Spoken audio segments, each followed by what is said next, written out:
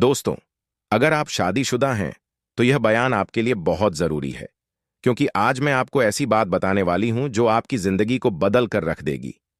मेरी प्यारी इस्लामी बहनों, क्या आप जानती हैं कि रमजान के आखिरी जुमा की रात मियां बीवी का हमबिस्तर होना क्यों जरूरी है? शायद आपको यह बात मामूली लगे, लेकिन हकीकत यह है कि अगर उस रात आपने अपने शौहर के साथ कुर्बत इख्तियार ना की, तो यह गफलत आपके घर को बर्बादी के दहाने पर ला सकती है। जी हां बहनों, उस रात का मिलाप कोई आम अमल नहीं, बल्कि इसमें वो रात छुपा है जो आपके रिश्ते में मोहब्बत के चिराग को रोशन कर सकता है या फिर उसे हमेशा के लिए बुझा भी सकता है।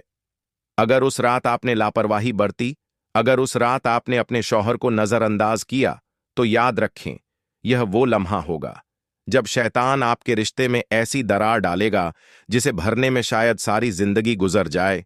उस रात मियां बीवी के दरमियान कुर्बत ना होने से ऐसी बदबख्तियां आपके दरवाजे पर दस्तक दे सकती हैं जिनका आपने कभी तसव्वुर भी नहीं किया होगा। लेकिन मेरी बहनों, अगर आपने उसी रात अपने शौहर के साथ कुर्बत इख्तियार कर ली, तो यही वो अमल होगा जो आपके रिश्ते को मजबूत करेगा, आपकी मोहब्बत को गहरा करेगा और आपके घर में ऐसी बरकतें नाजिल करेगा जिसका अंदाजा भी नहीं लगा सकती। वो सुकून, वो खुशियां, वो मोहब्बत आपके रिश्ते में दाखिल हो जाएगी जिसकी आपको हमेशा तमन्ना रही होगी। यह राज क्या है? यह खास बात मैं आपको आगे चलकर बताऊंगी। इसलिए मेरी बहनों, यह बयान मत छोड़ें, क्योंकि आज का बयान आपके लिए बहुत खास होने वाला है। आपने कभी गौर किया है कि बाज औकात खुशहाल घराने अचानक बर्बाद क्यों हो जाते हैं? मोहब्बत भरे रिश्ते में अचानक तलखी क्यों आ जाती है? वो शौहर जो बीवी पर जान छिड़कता था, अचानक उससे बेजार क्यों होने लगता है? वो बीवी जो शौहर की खुशी में अपनी खुशी तलाश करती थी, अचानक उसकी बातों से चिढ़ने क्यों लगती है? मेरी प्यारी बहनों, ये सब अचानक नहीं होता, बल्कि बाज औकात हम अपनी गफलत से खुद अपने रिश्ते को कमजोर कर देते हैं। मेरी प्यारी इस्लामी बहनों, सबसे पहले मैं एक अहम मसले पर बात करना चाहूंगी जो अक्सर खवातीन के जहन में गलत फहमी की सूरत में मौजूद होता है। वो मसला यह है कि रमजान में मियां बीवी का हमबिस्तर होना कैसा है। हम में से बहुत सी बहनें यह समझती हैं कि रमजान में हमबिस्तरी करना गुनाह है, इसी वजह से वह अपने शौहर के करीब जाने से कतराती हैं। यह वो गफलत है जो ना सिर्फ उनके अपने रिश्ते को कमजोर कर सकती है, बल्कि उनके शौहर को गुनाह की दलदल में भी धकेल सकती है। मेरी बहनों, याद रखना, अगर तुम्हारी बेजा सख्ती और गलत फहमी की वजह से तुम्हारा शौहर किसी और औरत की तरफ माइल हो गया, तो उसके गुनाह का बोझ तुम्हारे कंधों पर भी होगा, क्योंकि तुमने अपने शौहर को वो हुकूक ना दिए जो अल्लाह ने उसे अता किए हैं। तुमने अपने शौहर को अपने करीब आने से रोका, और यही वजह बनी कि वो किसी और औरत पर फिदा होने लगा। मेरी प्यारी बहनों, कुछ औरतें तो हमबिस्तरी से इस कदर खौफजदा होती हैं जैसे यह कोई गुनाह का अमल हो, जैसे उन पर कोई पहाड़ टूट पड़ेगा या जैसे यह अमल उन्हें किसी अजाब में मुब्तला कर देगा। हालांकि अल्लाह ताला ने इस ताल्लुक को निहायत पाकीज़ा और मोहब्बत का जरिया बनाया है। अल्लाह फरमाता है, तुम्हारी बीवियां तुम्हारे लिए लिबास हैं और तुम उनके लिए लिबास हो, जरा सोएं। लिबास का मकसद क्या होता है? लिबास इंसान की खूबसूरती को बढ़ाता है, उसकी इज्जत को छुपाता है, उसे सुकून देता है, उसे सर्दी गर्मी से बचाता है। बिल्कुल इसी तरह मियां बीवी का ताल्लुक भी एक दूसरे के लिए सुकून, मोहब्बत और इज्जत का जरिया होता है। मेरी बहनों, आज के दौर में बहुत सी औरतें अपनी गलत फहमियों की वजह से अपने घर को बर्बाद कर रही हैं। कुछ औरतें इबादत के नाम पर अपने शौहर को नजरअंदाज करती हैं।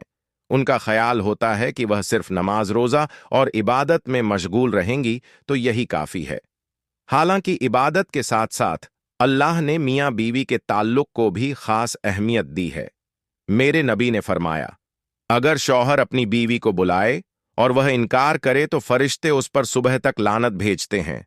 जरा गौर कीजिए, अगर किसी शौहर को घर में सुकून ना मिले, अगर उसकी बीवी उसकी मोहब्बत को ठुकरा दे, अगर वह अपने जज्बात में बेचैन हो जाए और बाहर सुकून तलाश करने पर मजबूर हो जाए, तो क्या उसका गुनाह सिर्फ उसके खाते में जाएगा? नहीं मेरी बहनों, वो गुनाह उस बीवी पर भी लिखा जाएगा जिसने अपने शौहर को उस गलती पर मजबूर किया। मेरी प्यारी इस्लामी बहनों, मैं आज आपको एक ऐसी हिकायत सुनाने जा रही हूं जो न सिर्फ आपको सोचने पर मजबूर कर देगी, बल्कि शायद आपकी आंखों में आंसू भी छोड़ जाएगी। यह हिकायत एक ऐसे वाक्य पर मबनी है जिसमें एक औरत की गफलत ने उसकी पूरी जिंदगी को अंधेरों में धकेल दिया। कहते हैं कि किसी गांव में एक नेक दिल बुजुर्ग रहते थे। उनके पास लोग अपनी परेशानियां लेकर आते, अपने मसाइल का हल मांगते और वह हिकमत से उनके दिलों के बोझ हल्के कर देते। एक दिन एक औरत दुपट्टे से अपना चेहरा छुपाए सिसकती हुई बुजुर्ग के पास आई। आंखें आंसुओं से भरी हुई थीं। चेहरे पर परेशानी के आसार नुमायां थे। वो करीब आते ही जमीन पर बैठ गई और रोते हुए बोली, हजरत, मैं बर्बाद हो गई। मेरी जिंदगी का सुकून खत्म हो गया। मेरा शौहर मुझे छोड़कर चला गया है। मैं अब बेसहारा हो चुकी हूं। बुजुर्ग ने निहायत शफकत से कहा, बेटी रो मत, मुझे बताओ कि हुआ क्या था। औरत ने अपनी लरजती हुई आवाज में कहना शुरू किया, हजरत, मेरा शौहर मुझसे बहुत मोहब्बत करता था। वो हर वक्त मेरे नाज नखरे उठाता था, मेरी हर फरमाइश पूरी करता था। मैं जब चाहती थी वो मुझे बाजार ले जाता, जब जी चाहता घर के काम में मेरा हाथ बटाता। लेकिन हजरत, मैंने कभी उसकी मोहब्बत की कदर नहीं की। मैंने हमेशा यही सोचा कि वो मुझे छोड़कर कहीं नहीं जाएगा। मैंने उसकी मोहब्बत को कमजोर समझा। औरत ने आंसू पोंछते हुए अपनी बात जारी रखी, हजरत, वो जब रात को काम से थका हारा घर आता था तो मैं हमेशा बहाना करके उससे दूर हो जाती थी। वो मेरे करीब आना चाहता तो मैं कहती, आज मेरा दिल नहीं चाहता, आज मैं थक गई हूं, आज मुझे आराम करना है। मैं उसे यही कहकर बहलाती रही। मुझे लगा कि वो हमेशा मेरा इंतजार करेगा, हमेशा मेरा लिहाज करेगा। मगर हजरत, मैं यह भूल गई कि शौहर का दिल भी टूटता है। बुजुर्ग ने गहरी आह भरी और फरमाया, फिर क्या हुआ बेटी? औरत की आवाज भर्रा गई। आंखों से आंसू मुसलसल बह रहे थे। वो कहने लगी, हजरत, आहिस्ता आहिस्ता उसने मुझसे बात करना छोड़ दी। उसकी मोहब्बत कम होने लगी। वो देर से घर आने लगा। मैंने कभी यह सोचने की जहमत ही नहीं की कि शायद मेरी सर्द मिजाजी उसे अंदर से तोड़ रही हैं। फिर एक दिन मुझे मालूम हुआ कि वो किसी और औरत की तरफ माइल हो चुका है। हजरत, मैंने अपने हाथों से अपने शौहर को खो दिया। मैंने अपनी जिद, अपनी लापरवाही और अपनी गफलत से उसे अपनी जिंदगी से दूर कर दिया। औरत ने फूट फूट कर रोना शुरू कर दिया। बुजुर्ग ने शफकत से उसके सर पर हाथ रखा और फरमाया, बेटी, याद रखो, शौहर का दिल जमीन की तरह होता है। अगर तुम वक्त पर पानी ना डालो तो जमीन खुश्क हो जाती है। अगर तुम वक्त पर उसे मोहब्बत ना दो तो दिल में दरारें पड़ जाती हैं और यह दरारें किसी और मोहब्बत को जगह दे देती हैं। फिर बुजुर्ग ने औरत से पूछा, बेटी, क्या तुमने कभी चिराग को बुझते देखा है? औरत ने इशारों में हामी भरी। बुजुर्ग ने फरमाया, बेटी, शौहर की मोहब्बत भी चिराग की मानिंद होती है। अगर उस पर मुसलसल सर्द रवैया रखा जाए तो वो चिराग आहिस्ता आहिस्ता बुझने लगता है, और जब वो चिराग बुझ जाए तो उसे दोबारा जलाना आसान नहीं होता। मेरी प्यारी इस्लामी बहनों, यह हिकायत हमें एक बहुत बड़ी हकीकत सिखाती है कि शौहर का दिल मोहब्बत, तवज्जो और कुर्बत का मोहताज होता है। आज की बहुत सी औरतें यह समझती हैं कि शौहर को बार बार ठुकरा देना कोई बड़ी बात नहीं, लेकिन वह यह भूल जाती हैं कि मुसलसल लापरवाही एक दिन मोहब्बत के चिराग को हमेशा के लिए बुझा देती है। मेरी बहनों, आज बहुत सी ख्वातीन अपने शौहरों को नजरअंदाज करती हैं और फिर रोती हैं कि उनका शौहर उनसे दूर क्यों हो गया। याद रखें, शौहर आपसे मोहब्बत चाहता है, इज्जत चाहता है, आपका वक्त और आपकी तवज्जो चाहता है।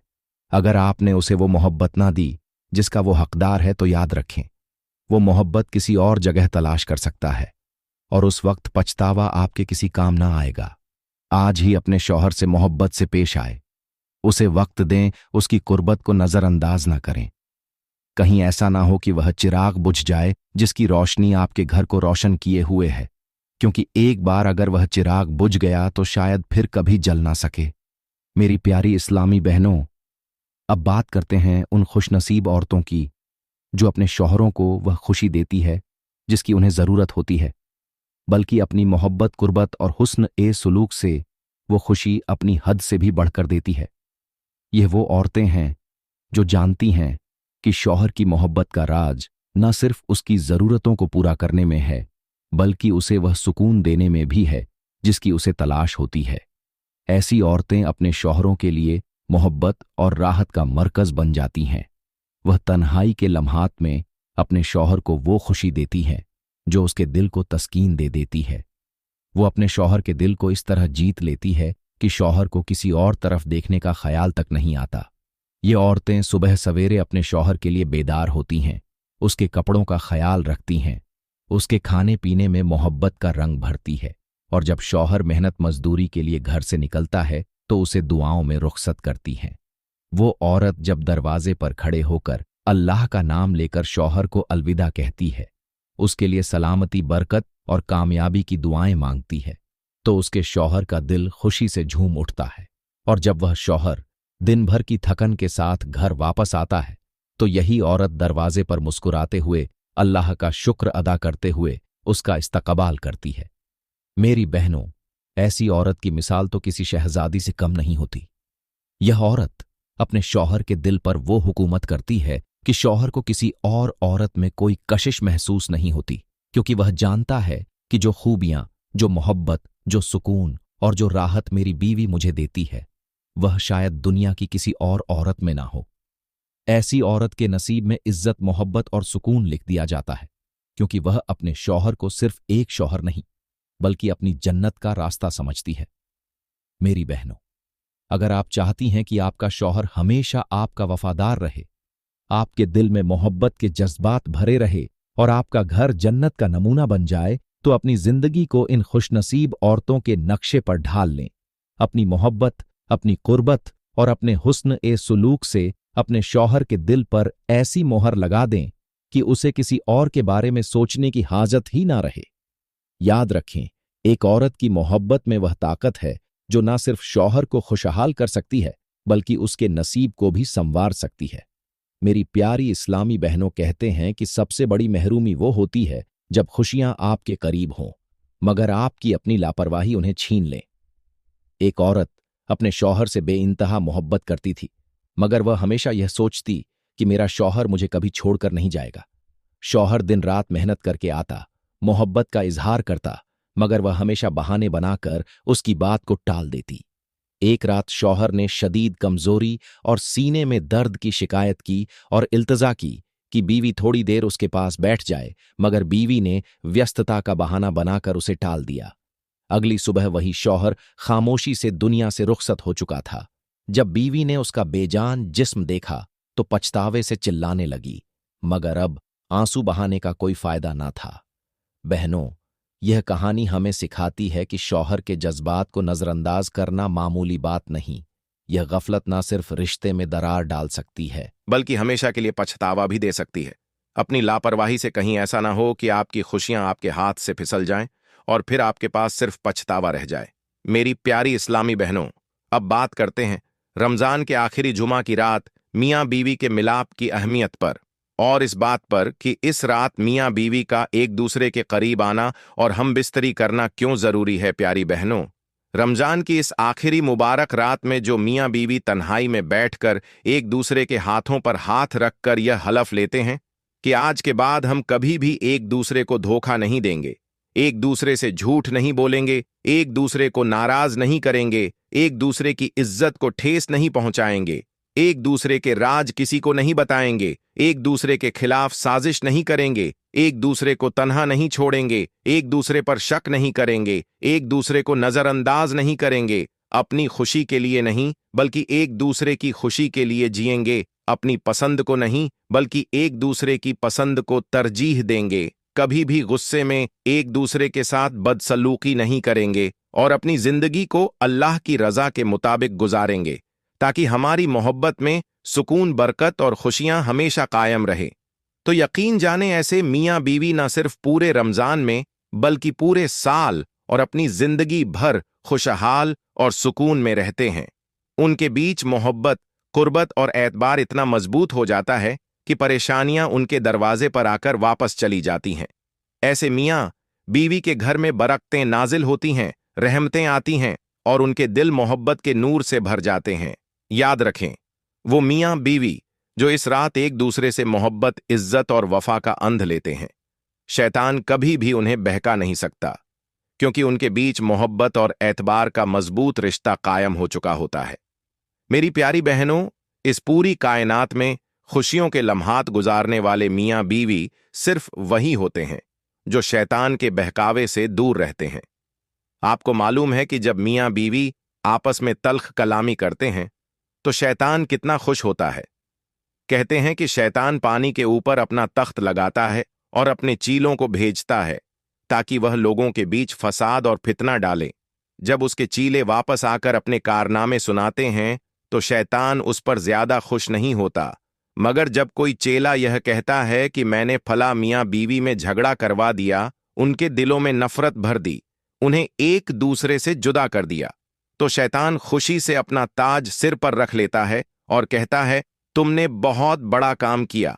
मेरी बहनों, शैतान की सबसे बड़ी ख्वाहिश यही होती है कि वह मियाँ बीवी के बीच मोहब्बत को खत्म करके उनके रिश्ते को तबाह कर दे।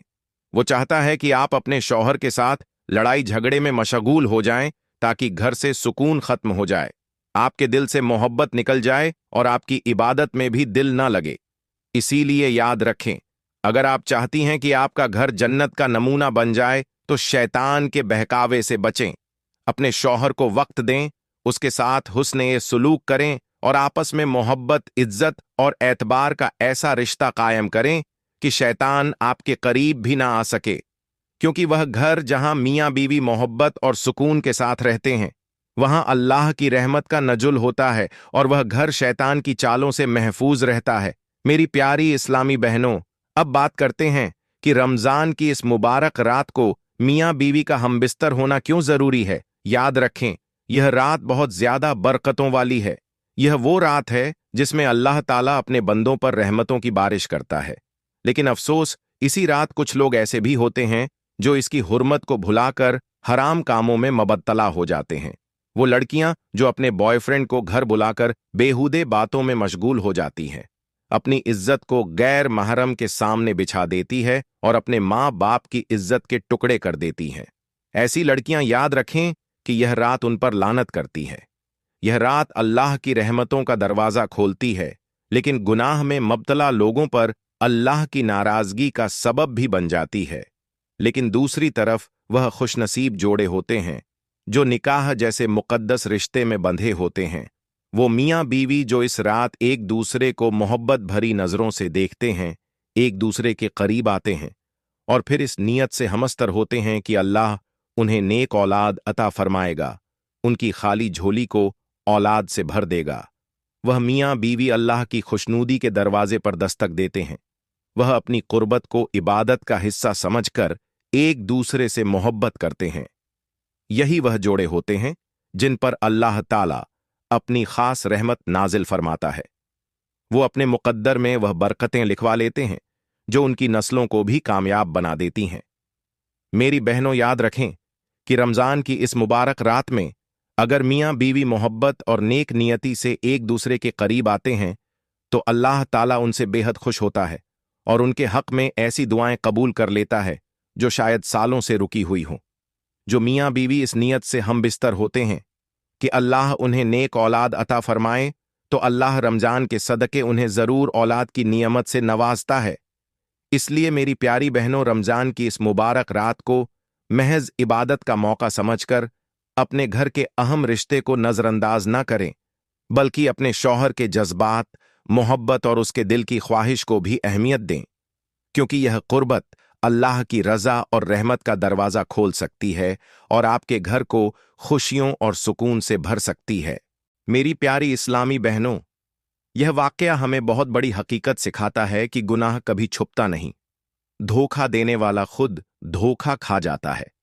वह लड़कियां जो अपनी खूबसूरती पर नाज करती हैं, अपनी इज्जत को अपनी ख्वाहिशों की भेंट चढ़ाती हैं, याद रखें, गुनाह का अंजाम हमेशा भयानक होता है। अपनी जिंदगी को बर्बाद करने से पहले सोएं कि एक गलत कदम आपकी दुनिया और आखिरत दोनों को तबाह कर सकता है।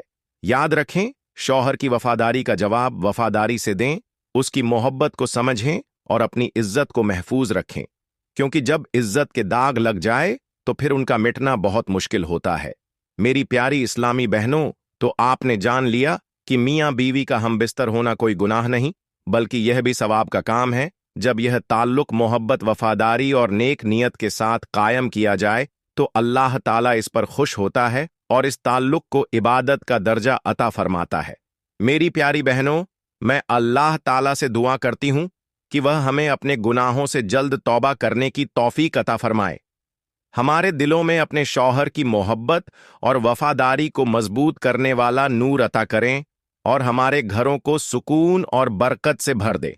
मेरी प्यारी बहनों, अगर आज का बयान आपको अच्छा लगा हो तो इस बयान को लाइक करें, कमेंट में अपनी राय का इजहार जरूर करें और ज्यादा वीडियो के लिए हमारा YouTube चैनल सब्सक्राइब करें।